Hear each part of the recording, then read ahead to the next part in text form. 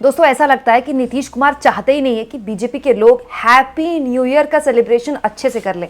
मतलब 31 की शाम करीब है, 1 तारीख में हर कोई छुट्टी के मूड में होता है, लेकिन सियासी गलियारों में बिहार से लेकर दिल्ली तक जबरदस्त तरीके से कोहराम मचा हुआ है, या फिर ये कह लें कि तूफान आया हुआ है। और दोस्तों ये तूफान तब और तेजी पकड़ गया जब नीतीश कुमार अचानक पहुंच गए राज्यपाल के पास। दोस्तों बिहार में अभी एक बड़ा घटनाक्रम तब देखने को मिला जब राज्यपाल बदल दिए गए। राज्यपाल राजेंद्र विश्वनाथ को हटाकर राज्यपाल आरिफ मोहम्मद खान को बना दिया गया। आरिफ मोहम्मद खान कौन है मुझे आपको बताने की जरूरत नहीं है।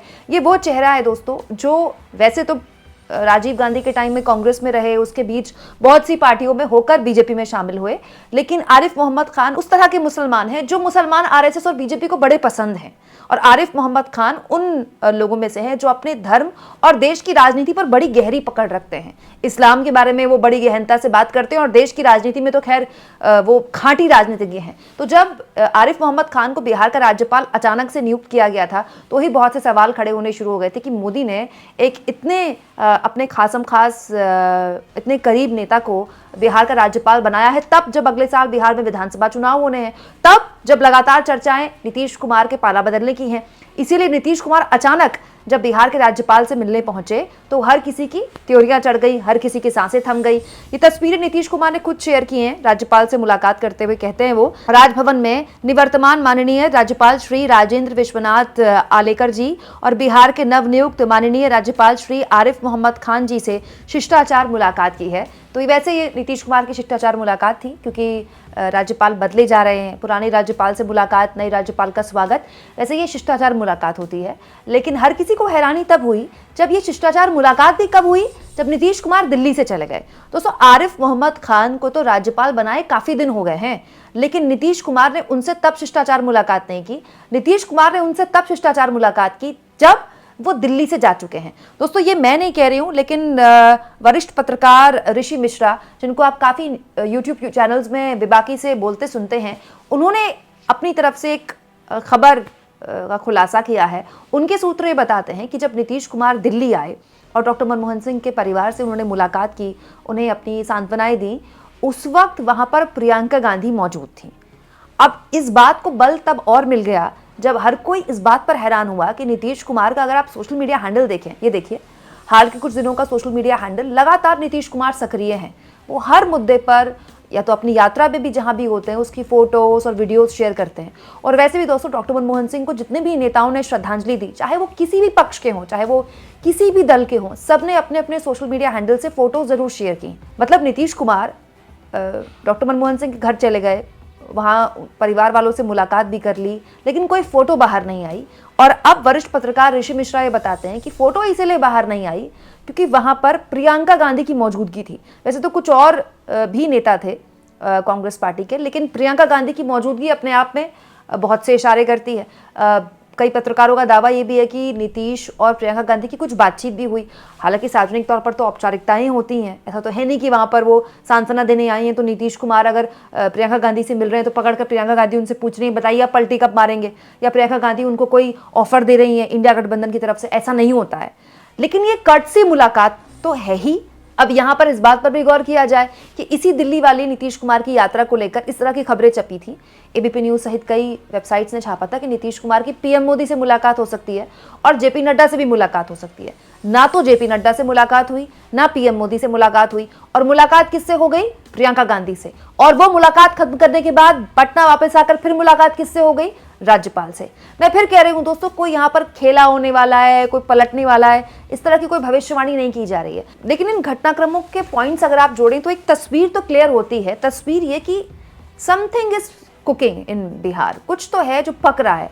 अब वो कौन पका रहा है और पकाकर कौन खाएगा और कौन उसका स्वाद लेगा, ये तो खैर भविष्य के गर्भ में है। लेकिन आप ये कह सकते हैं कि 15 जनवरी के बाद से ये जो सरगर्मियां हैं ये आपको और सुनने को मिलेंगी। कौन किससे मिल रहा है, कौन किससे नहीं मिल रहा है, क्योंकि 15 तारीख तक खड़मास है और 15 तारीख तक हमारे यहाँ कोई भी शुभ कार्य नहीं किए जाते हैं। आप जानते हैं 15 को मकर संक्रांति है, उसके बाद आप इस तरह की सरगर्मियाँ, इस तरह की बातें खूब सुनने को मिलेंगी आपको।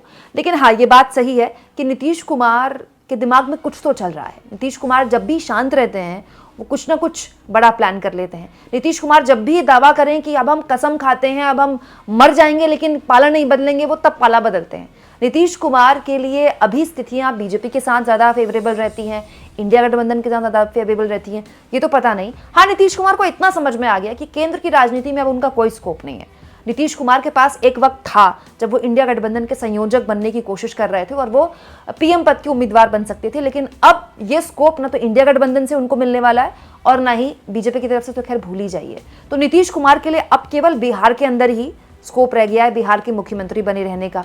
अब यहां से उनका नवंबर तक का रास्ता कितना लंबा होता है, उन रास्तों में कितनी अड़चनें आती हैं, अभी कहना बहुत जल्दबाजी होगी। और ऐसे लोग जो ये ऐलान कर रहे हैं कि नीतीश कुमार एक ऐसी ताकत है जो खत्म हो चुके हैं, या नीतीश कुमार की पार्टी को बीजेपी जब चाहे तोड़ सकती है, आई थिंक वो भी बहुत जल्दबाजी होगी। नीतीश कुमार चाहे कितने भी कमजोर हो गए हों, नीतीश कुमार चाहे इस वक्त विधानसभा में तीसरे नंबर की पार्टी हो, नीतीश कुमार एक ऐसी ताकत है जो दोनों ही पार्टियों को चाहिए। तेजस्वी यादव भी चाहते हैं कि नीतीश कुमार उनके साथ आ जाए, बीजेपी भी चाहती है कि नीतीश कुमार उनके साथ रहें, क्योंकि नीतीश कुमार के पास अपना कुर्मी सहित जो महादलित का वोट बैंक है वो एक बहुत बड़ा वोट बैंक है, और ना तो बीजेपी के पास वो है, ना ही तेजस्वी यादव के पास वो है। हाँ, एक बात साफ है कि तेजस्वी यादव ऐसा लगता है कि इस बात को लेकर अब क्लियर है कि अभी नहीं तो कभी नहीं।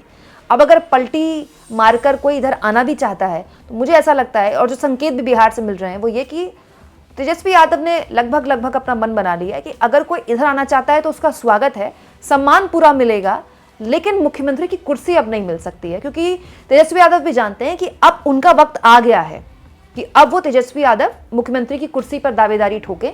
और नीतीश कुमार कोई ऐसे सहयोगी भी नहीं रहे तेजस्वी के लिए या आरजेडी के लिए जिन पर भरोसा किया जा सके। खैर, जैसा कि मैंने कहा दोस्तों, ये सारी बातें तो अभी 15 तारीख तक सियासी उफान पर रहेंगी, इस पर चर्चाएं होती रहेंगी, तो खबरें भी हम आपको दिखाते रहेंगे। लेकिन बिहार में अभी बहुत कुछ होना है, क्योंकि दोस्तों बिहार में चुनाव नवंबर में है, और नवंबर तक तो हमारे देश में राजनीति में क्या क्या हो जाए भाई, आजकल तो चुनाव के 20 दिन पहले तय होता है कि चुनाव का मूड क्या होगा। तो नवंबर के लिए अभी से कोई भविष्यवाणी करना तो इट्स नॉट पॉसिबल। हाँ, ये कहा जा सकता है कि नवंबर तक बहुत कुछ जरूर हो सकता है। आपको क्या लगता है दोस्तों, क्या नवंबर तक बिहार में एनडीए का स्वरूप या इंडिया गठबंधन का स्वरूप बदल सकता है?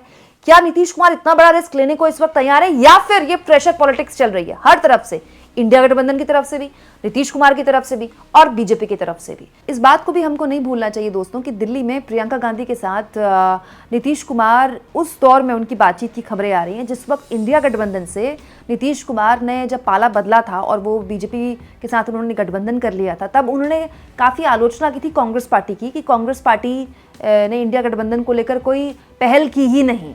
हम तो चाहते थे कि इंडिया गठबंधन मजबूत हो, पहल की ही नहीं कांग्रेस पार्टी ने। उस वक्त उन्होंने ब्लेम कांग्रेस पार्टी पर डाल दिया था। हालांकि तब भी लोगों ने कहा था कि अगर आप का कंटेंडर आपसे मजबूत है तो आप जाके उससे मिल थोड़ी जाते हैं, उससे और दोहरी रणनीति अपनाते हैं कि कैसे उससे लड़ेंगे।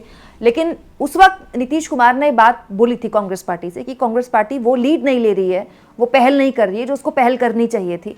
और अब नीतीश कुमार के प्रियंका गांधी से बातचीत करने की खबरें आ रही हैं। मतलब ये भी कमाल की बात है। जैसे राजनीति में ऐसे कमाल होते रहते हैं, खासतौर पर हमारे देश की राजनीति में, और बिहार की राजनीति में तो खैर होते ही हैं। और जब बिहार की राजनीति में जब तक नीतीश कुमार है, ऐसे कमाल होते ही रहेंगे दोस्तों आपको क्या लगता है कमेंट बॉक्स में जरूर लिखें, और जितना हो सके चैनल को शेयर करें, सब्सक्राइब करें, और थैंक्स और ज्वाइन के ऑप्शन से अगर आप चाहें तो कुछ आर्थिक मदद भी चैनल की जरूर करें।